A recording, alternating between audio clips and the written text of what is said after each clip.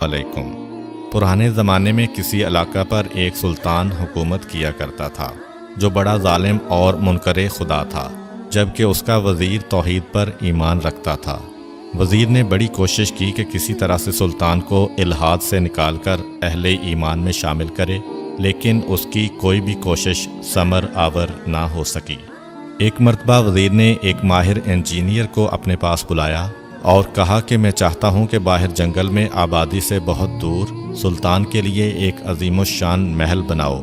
میں تمہیں اس کے لیے منہ مانگی دولت دینے پر آمادہ ہوں، لیکن اس بات کا خیال رہے کہ وہ محل کم از کم مدت میں مکمل ہو اور بادشاہ اور اس کے درباریوں کو اس کا علم نہیں ہونا چاہیے۔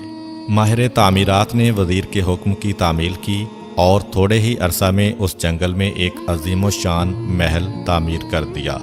اس کے کچھ دن بعد وزیر نے سلطان کو شکار کی دعوت دی، جسے سلطان نے بخوشی قبول کیا۔ الغرض سلطان اپنے ساتھ لاؤ لشکر لے کر جنگل کی طرف گیا۔ جنگل میں عظیم الشان محل دیکھ کر وہ حیران رہ گیا اور وزیر سے پوچھا، یہ عظیم الشان محل یہاں کس نے تعمیر کیا ہے؟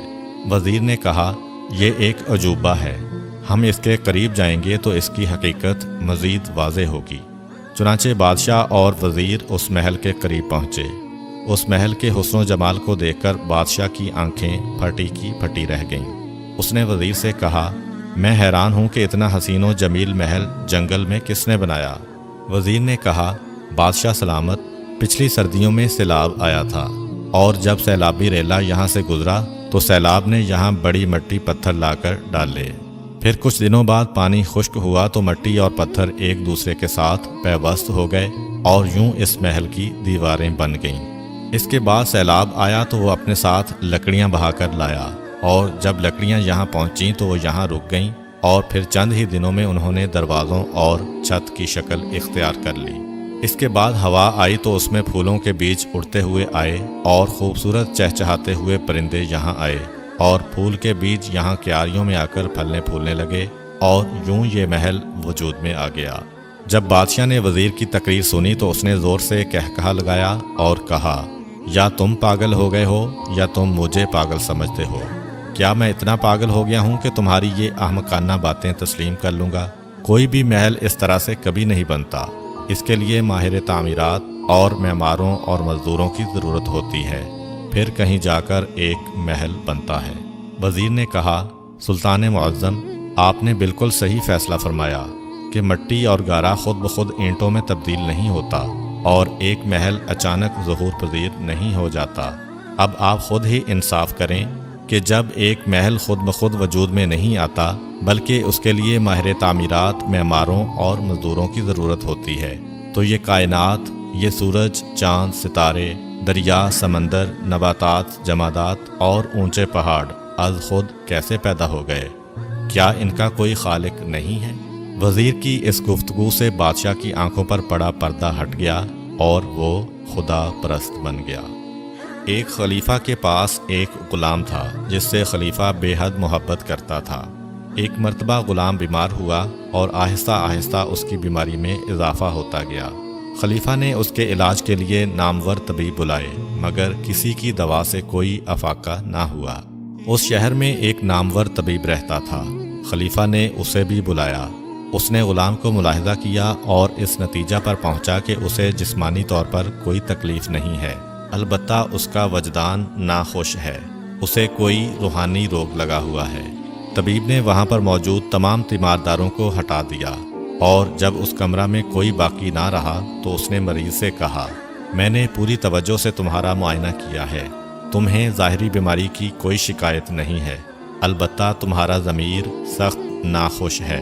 اب تم بتاؤ کہ یہ پریشانی تمہیں کیوں لاحق ہوئی ہے، اور یاد رکھو جب تک تم صحیح اس کا سبب بیان نہ کرو گے اس وقت تک میں تمہاری کوئی مدد نہیں کر سکوں گا۔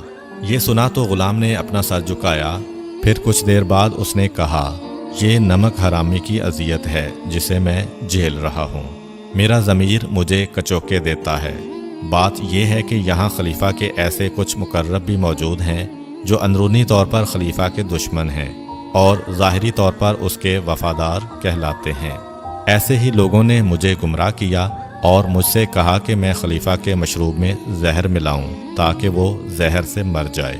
میں بھی ان کے پھیلائے ہوئے جال میں پھنس گیا، چنانچہ میں نے خلیفہ کے پانی میں زہر ملا دیا اور وہ زہر ملا پانی خلیفہ کے سامنے پیش کیا۔ آپ اسے اتفاق کہہ لیں یا چھٹی حس کا کرشمہ، خلیفہ کو پتہ چل گیا کہ جو پانی اسے پیش کیا جا رہا ہے وہ زہر آلود ہے، چنانچہ اس نے وہ پانی نہ پیا۔ اس کے بعد مجھے یقین ہو گیا کہ خلیفہ مجھے بدترین سزا دے گا، لیکن خلیفہ نے مجھے کوئی سزا نہ دی، بلکہ اس نے مجھ پر اپنے احسان بڑھا دیے اور پہلے سے زیادہ مجھ پر شفقت کرنے لگا۔ اس کے اس حسن سلوک نے مجھے شرمندگی میں مبتلا کر دیا اور میرے ضمیر نے مجھے کچوکے دینے شروع کر دیے، جس کی وجہ سے میں بیمار ہو گیا، اور یقین ہے کہ جب تک میں مر نہ جاؤں اس وقت تک ضمیر مجھے کچوکے دیتا رہے گا اور میں اندرونی عذاب میں مبتلا رہوں گا۔ یہ واقعہ ہمیں پیغام دیتا ہے کہ اے فریب خوردہ انسان، کیا تیرا معاملہ اس غلام جیسا نہیں ہے؟ تجھے معلوم ہے کہ خدا رگے گردن سے بھی زیادہ قریب ہے اور وہ تیرے تمام اعمال و جرائم کو بھی دیکھ رہا ہے، اس کے باوجود وہ تجھ پر مسلسل احسان کیے جا رہا ہے۔ کیا تیرا ضمیر تجھے شرمندہ نہیں کرتا؟ ایک صحرائی عرب رسول خدا صلی اللہ علیہ وآلہ وسلم کی خدمت میں حاضر ہوا اور اس نے آپ سے عرض کیا، یا رسول اللہ، آپ نے لوگوں کو تو بڑی بڑی دعائیں تعلیم دی ہیں، لیکن میں ایک ان پڑھ شخص ہوں، لمبی دعائیں میں یاد نہیں کر سکتا، آپ مجھے کوئی مختصر سی دعا تعلیم فرمائیں جس سے خدا راضی ہو اور میری دنیا و آخرت بھی سنور جائے۔ رسول اکرم صلی اللہ علیہ وآلہ وسلم نے فرمایا، تم صرف یہی دعا مانگا کرو، الہی انکا انت ربی و انا عبدک، خدایا تو میرا رب ہے اور میں تیرا بندہ ہوں، تیرے لیے یہی کافی ہے۔ اتنی مختصر دعا سن کر بدوی بہت خوش ہوا اور آن حضرت صلی اللہ علیہ وآلہ وسلم کو سلام کر کے چلا گیا۔ عربی گورا ان پڑھ اور کوڑ مغز تھا، اس سے یہی مختصر سی دعا بھی صحیح یاد نہ ہوئی۔ وہ ہاتھ آسمان کی طرف اٹھاتا اور یوں دعا کرتا تھا، الہی انکا انت عبدی و انا ربک، خدایا تو میرا بندہ ہے اور میں تیرا رب ہوں۔ عربی جب بھی یہ الٹی دعا مانگتا تو ملائکہ میں تھر تھری مچ جاتی اور فرشتے یہ عجیب دعا سن کر چیخ اٹھتے۔ ایک دن جبریل امین رسول خدا صلی اللہ علیہ وآلہ وسلم پر نازل ہوئے اور انہوں نے کہا، یا رسول اللہ، آپ نے ایک کوڑ مغز شخص کو دعا تعلیم دی تھی اور وہ اسے الٹا پڑھتا ہے، جس کی وجہ سے وہ کفر کا ارتکاب کر رہا ہے۔ آن حضرت صلی اللہ علیہ وآلہ وسلم نے اس اعرابی کو اپنے ہاں طلب کیا اور اس سے فرمایا کہ میں نے تمہیں جو دعا تعلیم کی تھی وہ مجھے سناؤ۔ اس نے کہا، جی ہاں، آپ بھی سنیں۔ جس دن سے آپ نے مجھے یہ دعا تعلیم فرمائی، میں روزانہ اس دعا کا ورد کرتا ہوں اور امید رکھتا ہوں کہ خدا مجھے اس کا ثواب عنایت فرمائے گا۔ یہ کہہ کر اس نے اپنی الٹی دعا آن حضرت صلی اللہ علیہ وآلہ وسلم کو سنائی۔ نبی اکرم نے اس سے فرمایا، تو نے الفاظ کی ترتیب بدل دی ہے، خبردار آئندہ اس طرح سے نہ پڑھنا ورنہ کافر ہو جاؤ گے۔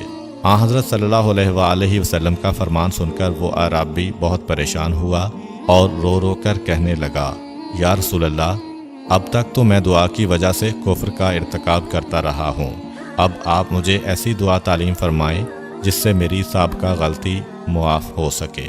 اتنے میں جبریل امین نازل ہوئے اور انہوں نے آن حضرت صلی اللہ علیہ وآلہ وسلم کو خدا کا یہ پیغام دیا، یا رسول اللہ، اللہ تعالیٰ کہہ رہا ہے، میرے بندے سے تو غلطی صادر ہو سکتی ہے لیکن مجھ سے تو غلطی صادر نہیں ہو سکتی۔